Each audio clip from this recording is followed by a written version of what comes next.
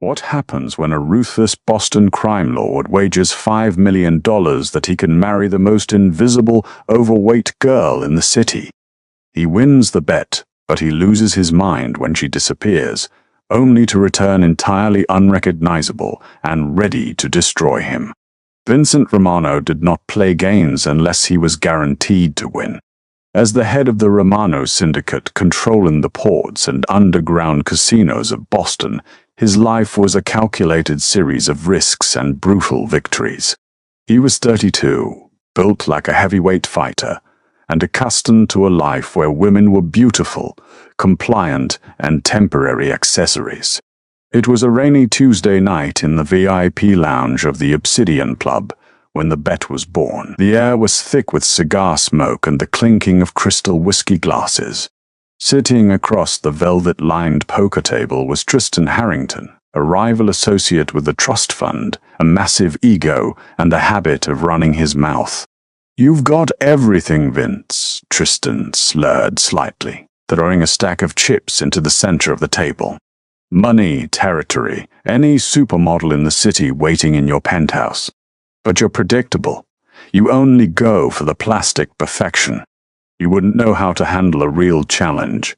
Vincent raised an eyebrow, his dark eyes locking onto Tristan's. "I handle challenges every day, Harrington, usually by burying them." Tristan chuckled, leaning forward. "I mean a different kind of challenge. I bet you couldn't get a woman to marry you if she wasn't a gold digger or a model. In fact, I bet you couldn't get her to marry you." Tristan pointed through the frosted glass of the VIP door. Down in the main office of the club, sitting under harsh fluorescent lights, was Luciana Jenkins. Penny was the club's head bookkeeper. She was 26, brilliant with numbers, and unequivocally fat. Weighing over 250 pounds, Penny spent her life trying to be invisible. She hid her soft, round features behind thick-rimmed glasses and buried her body in oversized, shapeless grey cardigans. While the bottle service girls upstairs wore diamonds and silk, Penny smelled of vanilla lotion and the powdered donuts she nervously stress-ate while balancing the syndicate's dirty ledgers. She was sweet, painfully shy, and existed entirely outside of Vincent's violent, glamorous universe. Vincent looked at Penny, then back at Tristan, his expression flat. "You're drunk, Tristan." "I'm serious," Tristan countered, his eyes lighting up with malicious glee. $5 million, cold hard cash. I bet you $5 million that you can't get Luciana to legally marry you within 3 months. And you can't use threats. You have to charm her. You have to make the fat girl fall in love. The table went silent. $5 million was a drop in the bucket for Vincent, but his pride was a different currency altogether. He looked back down at the office. Penny dropped a pen and awkwardly bent over to pick it up, her face flushing red just from the exertion. She was the absolute antithesis of everything Vincent represented. 3 months? Vincent asked, his voice a low, dangerous rumble. 90 days, Tristan confirmed, extending a hand. To secure a legal marriage certificate. No prenups that give away the game. She has to say, "I do," because she thinks the big, bad Mafia boss genuinely loves her. Vincent took Tristan's hand, his grip crushing. "Prepare the $5 million, Tristan. I'll expect it in unmarked hundreds." The very next day, the illusion began. Penny was sitting at her desk engrossed in a complex money laundering spreadsheet when the heavy mahogany door to her office clicked open. She didn't look up, expecting one of the muscle-bound enforcers to drop off a bag of cash. Instead, the distinct scent of expensive Tom Ford cologne and dark roast coffee filled the room. "You look like you've been staring at that screen for hours, Luciana," Penny gasped, nearly knocking over her lukewarm tea. Vincent Romano was standing at her desk. He was wearing a tailored charcoal suit that emphasized his broad shoulders, and he was holding a small, pristine, pink bakery box. "Mr. Romano," she stammered, her cheeks burning with an immediate deep crimson blush. I'm almost done with the offshore accounts. I just need..." "Relax. Vincent said, his voice surprisingly gentle. He pulled up a chair no one ever sat in and placed the box on her desk. I noticed you usually grab a stale pastry from the break room around this time. I was at North End this morning. Brought you a fresh cannoli. Penny stared at the box as if it were a bomb. Men like Vincent Romano did not bring pastries to girls like her. Men like Vincent barely acknowledged he had a pulse, let alone a name. Tinkyol, she whispered, her heart hammering against her ribs. That was week 1. By week 3, Vincent had completely dismantled Penny's defenses. He was a master tactician, and he treated the seduction of Luciana Jenkins like a high-stakes turf war. He didn't rush her. He started with small conversations about her life, her love for classic literature, her dreams of opening her own accounting firm. He listened intently, making her feel like the only person in the room. Then came the dinners. Because Penny was deeply insecure about eating in public, Vincent rented out entire restaurants. Just the two of them sitting under crystal chandeliers, eating rich Italian food while a private string quartet played in the background. "Why me, Vincent?" she asked one night, her eyes welling up with tears. She was wearing a custom-made navy dress he had ordered for her, though it still clung to her heavy frame in ways that made her want to hide. "Look at you, and look at me. I'm fat. I'm boring. I don't fit in your world." Vincent reached across the table, taking her soft, trembling hands in his rough, calloused ones. He looked deeply into her eyes, forcing the perfect lie past his lips. "I am surrounded by fake people, Tenny. Women who only want my power. Men who only want my money. You are the most real, genuine, beautiful soul I have ever met. I don't care about the rest." Penny broke down crying. For the first time in her life, she felt beautiful. She felt loved. 58 days into the bet, on the balcony of his penthouse overlooking the Boston skyline, Vincent Romano got down on one knee and handed Luciana Jenkins a 4-carat diamond ring. She sobbed so hard she could barely breathe, but her answer was a resounding, joyous yes. The wedding was a quiet, private affair held at Vincent's sprawling estate in the Hamptons. Luciana wore a custom white gown. It had taken a team of tailors a week to craft it to her measurements, and while she still felt self-conscious about her thick arms and wide waist, the sheer joy radiating from her face made her glow.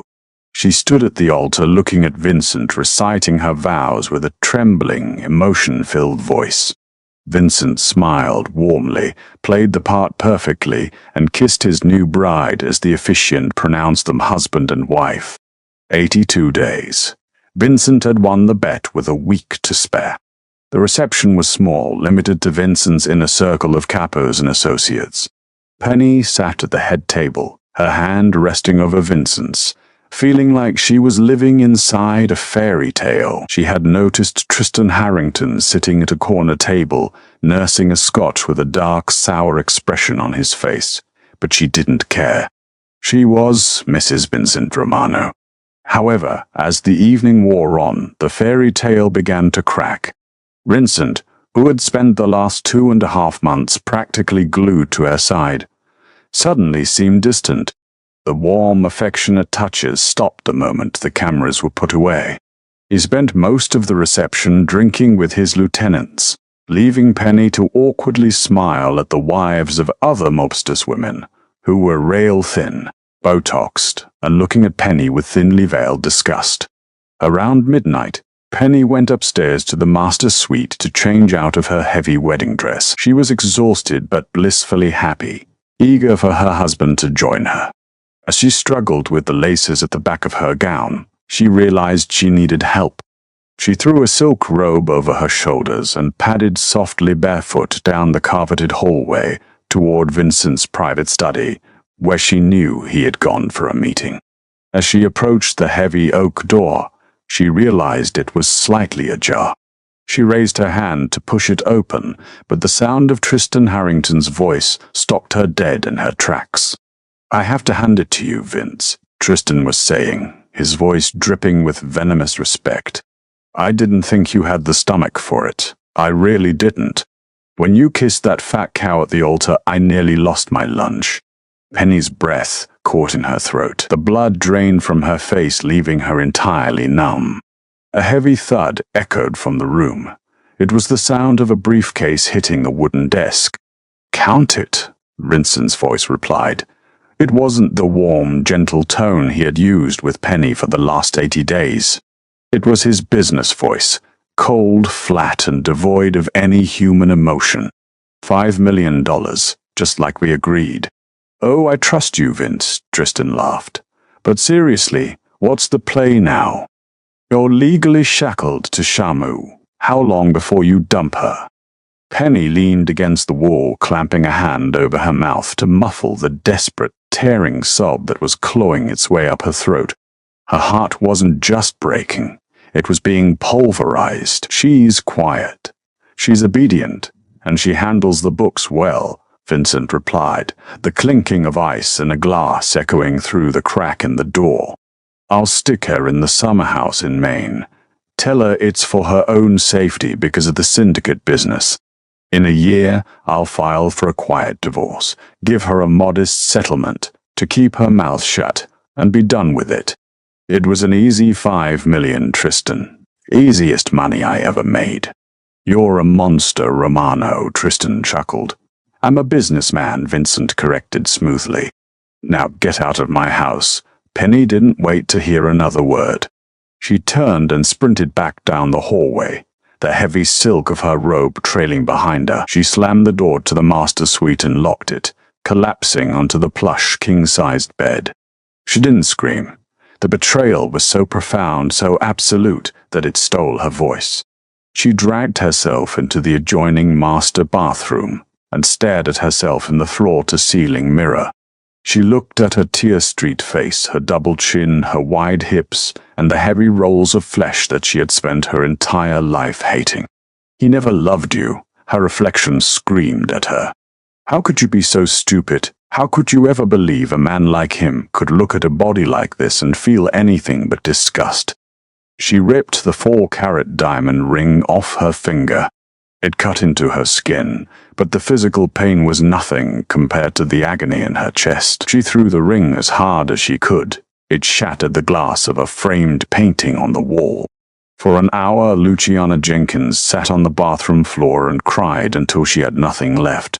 She mourned the death of the girl who believed in fairy tales.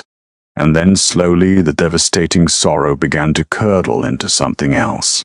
Rage. Penny stood up. She wiped her face with a cold washcloth. She wasn't just a fat, naive girl. She was the head bookkeeper for the Romano syndicate. She knew where every single dime of Vincent's legitimate and illegitimate money was hidden. She knew the offshore account numbers. She knew the passcodes. Vincent thought she was a quiet, obedient cow he could lock away in a summer house. He had vastly underestimated her. She moved quickly. She stripped off the white wedding gown, leaving it in a crumpled, pathetic heap on the floor. She dressed in her darkest, most unremarkable clothes: black leggings, a loose black sweater, a dark beanie. She grabbed a duffel bag from the closet. Penny bypassed the front of the house and slipped down into Vincent's private basement office. She punched in the code to his floor, safer code he had trusted her with to deposit the week's skimming. Inside were stacks of emergency cash, bearer bonds, and a collection of untraceable passports he kept for worst-case scenarios. She packed a duffel bag with exactly $5 million in cash and bearer bonds. Not a penny more, not a penny less. Before she left the office, she took a piece of Vincent's monogram stationery and wrote a single pristine sentence in her flawless handwriting. She left the note on his desk, right on top of his favorite humidor. "You won the bet, Vincent. I'm taking my cut." By the time Vincent Romano finally came upstairs to the master bedroom to check on his bride, the sun was beginning to rise. He found the shredded wedding dress, the broken painting, and an empty suite. And by the time his enforcers found the note in the basement, Luciana Romano had vanished like a ghost in the wind. Luciana did not run to a five-star hotel in Paris, nor did she bury herself in a quiet suburban town. She knew how men like Vincent Romano operated. They owned the cities, the police, and the cameras. To disappear from a mafia don, she had to drop completely off the grid. She drove for 3 days straight, trading cars twice through cash purchases, until she reached the bitter, sweeping wilderness of Montana. Deep in the Bitterroot Mountains, miles away from the nearest paved road, was a heavily fortified, off-grid subterranean compound. It was built to withstand Category 5 storms and worse, engineered by her estranged uncle, Jericho. Jericho was a former Navy SEAL, a ghost of a man who had spent his life surviving war zones and now preferred the company of timber wolves to politicians.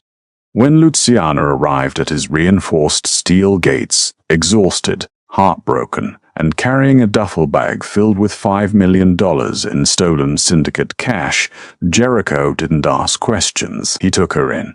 "I need to disappear," Penny told him that first night, sitting by a wood-burning stove as the mountain wind howled outside. "And then I need to become someone else, someone he can't break." Jericho looked at the tears staining her cheeks and the soft, trembling hands that had only ever held ledgers. He nodded once. "The tears stop tonight, kid. Tomorrow, the fire starts." The metamorphosis of Luciana Jenkins was not a glamorous montage. It was 2 years of brutal, unrelenting agony. Jericho treated her like a raw recruit. Every morning began at 4 a.m. with grueling physical conditioning in the thin mountain air. At first, Penny could barely run a quarter mile without collapsing, her heavy frame rebelling against the strain. She threw up, she cried, she begged to stop, but the memory of Vincent's cold laughter and Tristan's cruel bet echoed in her mind, fueling a dark, burning rage inside her chest. She learned to fight. Jericho taught her close-quarters combat, how to disarm an opponent twice her size, and how to shoot with lethal precision. The soft, invisible bookkeeper was systematically destroyed, burned away by sweat, discipline, and sheer willpower. As the months bled into years, the physical weight melted off her frame, replaced by lean, corded muscle. Her round, soft features sharpened into striking high cheekboned angles. She stopped hiding behind oversized cardigans and thick glasses, eventually undergoing LASIK surgery in a private clinic in Calgary. But the physical transformation was only half the battle. Penny was a financial genius, and she knew that to destroy a man like Vincent Romano, breaking his jaw wasn't enough. She had to break his empire. Using the off-grid satellite uplink in Jericho's bunker, she went to work. The $5 million was her seed money. She funneled it through a labyrinth of Delaware LLCs and offshore accounts in the Cayman Islands and Zurich. She exploited her intimate knowledge of Vincent's operations. She knew his suppliers, his shipping routes, and the exact margins of his illegal gambling rings. Operating under the pseudonym The Architect, Luciana began a shadow war. She hired elite corporate mercenaries and rogue data brokers. When Vincent expected a shipment of illicit goods at the Boston ports, Penny anonymously tipped off federal agents, costing him millions. When Vincent attempted to launder money through real estate in Manhattan, Penny's shell companies outbid him at the last second, strangling his cash flow. Panic began to spread through the Romano syndicate. They were hemorrhaging money, and Vincent was losing control. His capos were growing restless, whispering that the boss had lost his edge. Vincent became paranoid, lashing out at his own men, entirely unaware that the architect of his destruction was the woman he had discarded like trash. By the end of the second year, Luciana was ready. She was 28 years old, unrecognizable, and lethal. She wasn't just a survivor. She was an apex predator, and it was time to return to Boston. The atmosphere inside the VIP room of the Azure Casino was suffocatingly tense. Vincent Romano sat at the head of a long mahogany table, looking 5 years older than he had on his wedding day. Dark circles bruised the skin under his eyes, and his trademark tailored suits hung a little looser on his frame.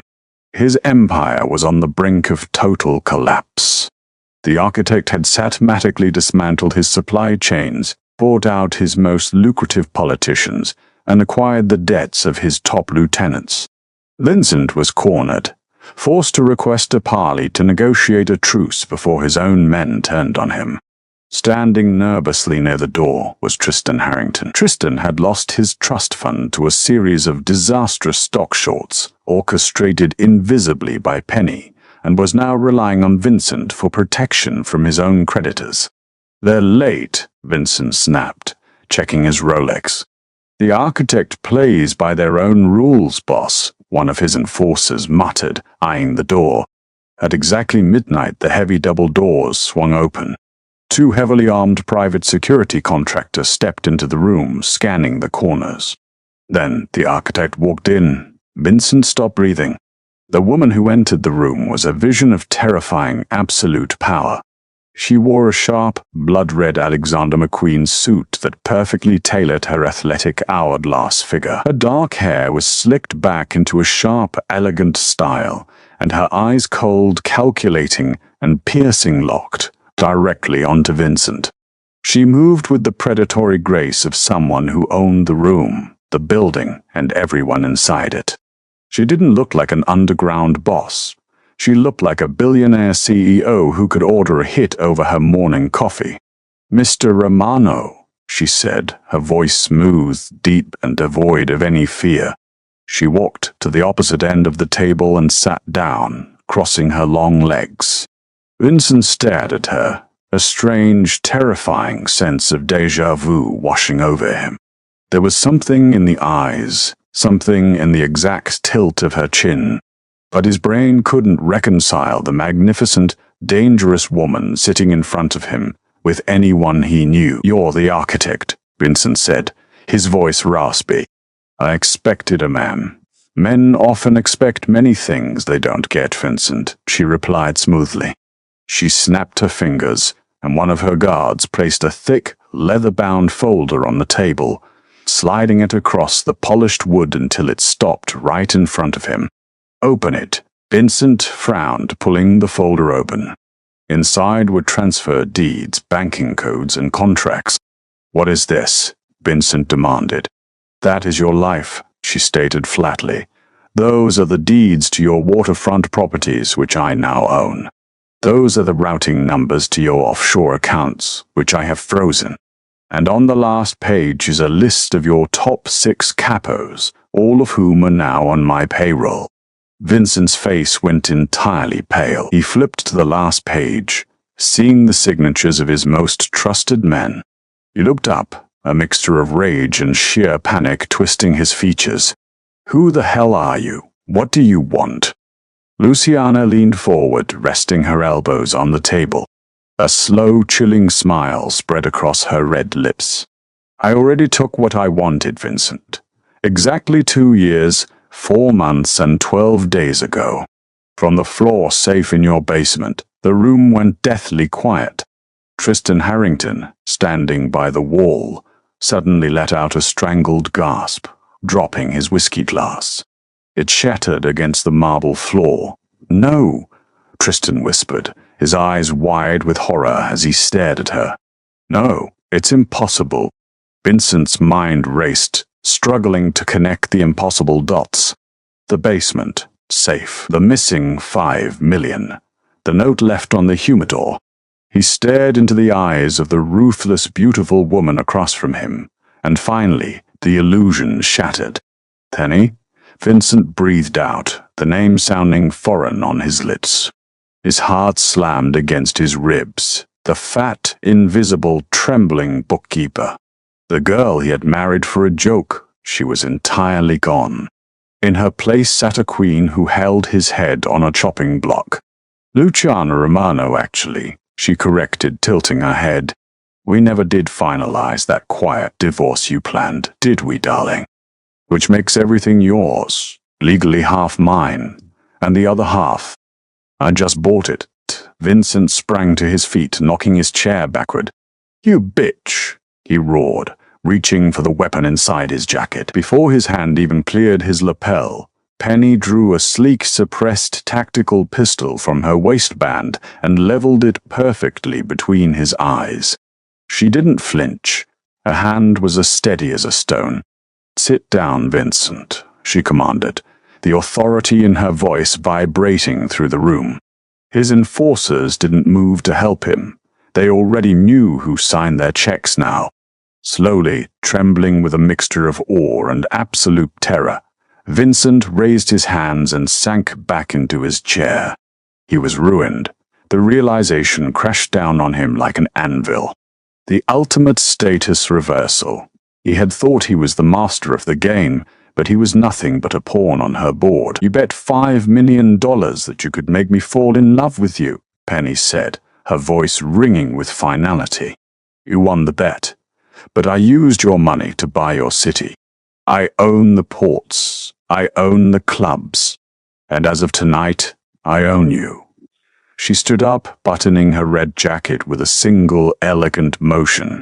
She looked down at him with the exact same cold, flat expression he had used the night he destroyed her heart. "You're going to pack a bag, Vincent," Luciana ordered, turning her back on him to walk toward the doors. "I hear the summer house in Maine is lovely this time of year. Consider it an early retirement. If you ever show your face in Boston again, I won't just freeze your accounts. I'll bury you." She paused at the door, glancing over her shoulder at a trembling, sweating Tristan Harrington.